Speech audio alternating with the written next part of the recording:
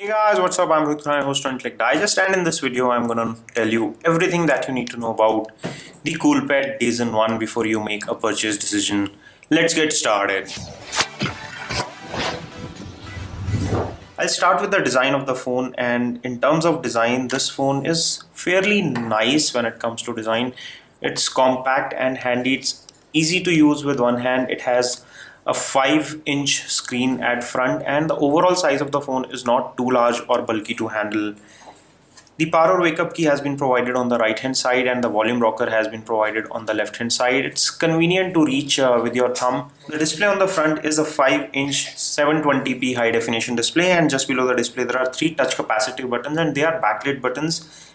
The light comes up as soon as you touch any of these 3 buttons. On the front there is a 5 megapixel front facing camera as well, and on the rear there is an 8 megapixel shooter which comes with autofocus and LED flash. There is secondary mic hole for noise cancellation just on top of the rear camera module, and there is Coolpad branding and a speaker mesh down here. I'll talk about the audio quality very soon. On the bottom there is a standard charging port, and the primary microphone is also down on the bottom side near the panel opening. The back is removable here and houses 2 SIM card slots, and it is a dual SIM 4G enabled phone. The first SIM can be used on 4G or 3G data network, whereas the second SIM can be used only on 2G data network. There is also a micro SD card slot for expanding the memory. It comes with 8 GB internal memory, out of which around 5 GB is user available. So if you want, you can expand the memory and install more applications. It also gets LED notification on top right next to the camera module. Talking about the display quality, it looks nice, and the viewing angles of the display are also fairly good. You can see from steep angles the display does not go dull, and the 720p 5-inch high definition display on front is really pleasing to eyes. Let me quickly show you a video playback sample so that you can judge it for yourself how good the display quality is.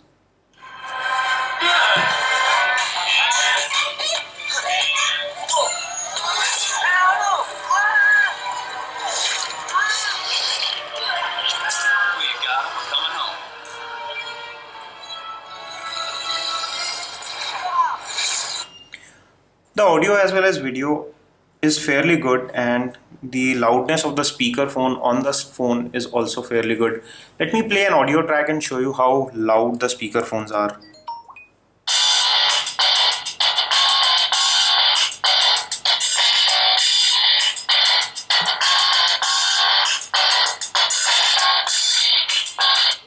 This is the maximum volume and it's fairly loud, so the speaker phone is doing a good job.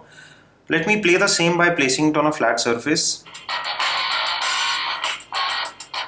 And the volume is much lower when it's on a flat surface. Just notice the difference.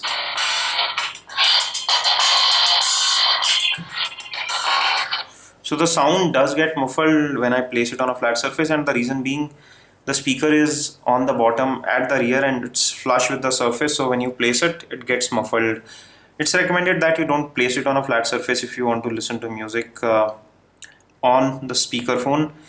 The earphones are not provided with this phone, you have to buy them separately, and the loudness on the earphones is decent. Let me also talk about the camera quality of this phone. It comes with an 8 megapixel rear facing camera and a 5 megapixel front facing camera, and we took some pictures before starting this video, and I found that the camera quality is good but not exceptional. It is taking good amount of details on normal clicks, so you can really zoom in and not lose any detail. It also takes nice details when the object is well lit. It captures light very well, but in slightly lower light conditions it does not produce very impressive results. For example, this shot has been taken in slightly lower light and it is slightly grainy. I would not say that it's very bad, that would be nitpicking, but it's okay to average, not very good. When it comes to front facing camera, this is the 5 megapixel front facing camera result, and you can see that there is ample amount of detailing. There is no aggressive beauty mode here. The photos look very natural and the colors come out to be fine. The frame however is not very wide, so you can take decent quality selfies, but again nothing exceptional here. When it comes to specs and performance, we tested it on Antutu benchmark and we got a score of close to 20,500, which is in sync with what we get on the other phones which are powered by Snapdragon 410 chipset. It uses Adreno 306 GPU, and besides having a 64-bit chip, it does not have a 64-bit OS. It is still running on Android KitKat, so it is not using full potential. If it uses Android Lollipop, which is on 64-bit architecture, this number will easily go up by 10 to 15%. So the performance improvements are evident, and we have seen it in the phones like the Euphoria from you. Also, when it comes to sensor, it gets a very limited number of sensors. Only acceleration sensor, light, and proximity sensors are provided. No other sensors are there. So gaming may not be a very smooth experience on this, but it can play moderate to light games like Subway Surf with ease. There should not be any problem because the touch responsiveness is very good. And let me give you a quick demo of the same.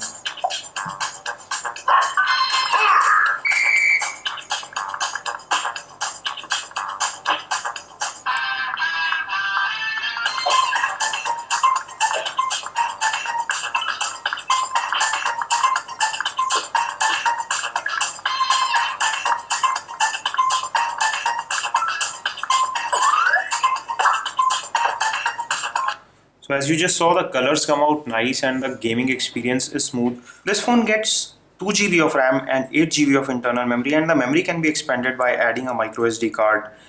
If I take you to the storage settings closely, you can see that the total internal storage is 8 GB and available system storage is close to 4 GB, and I have also installed some applications here.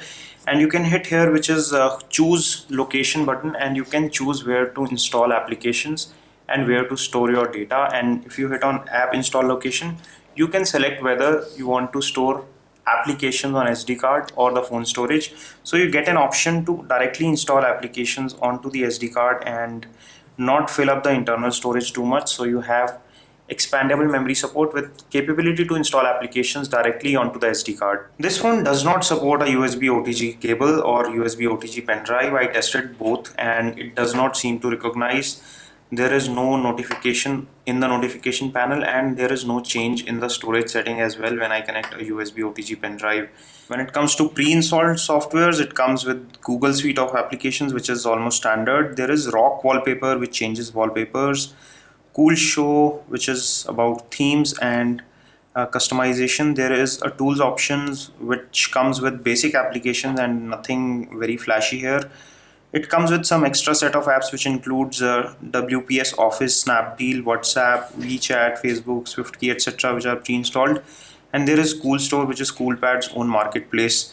So these are all applications which are pre-installed, and in my opinion, this is not a lot of apps. These are few basic apps which come pre-installed, so it is fairly bloatware free. Talking about the battery performance, with around 2500 milliamp battery on this phone and a 410 chipset, which is a fairly efficient chipset, it will be able to deliver you one full day of usage with ease if you are a moderate user.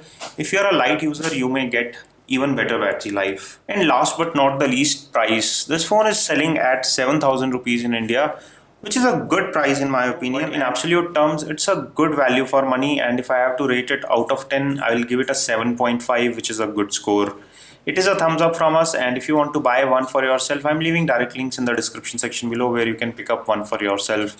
This is all we have on this video. If you enjoyed watching it, don't forget to give us a thumbs up by pressing the like button, and for latest video updates, please press the red subscribe button. I hope to see you on my next video. This is your host Rohit Khurana signing off. Thanks for watching.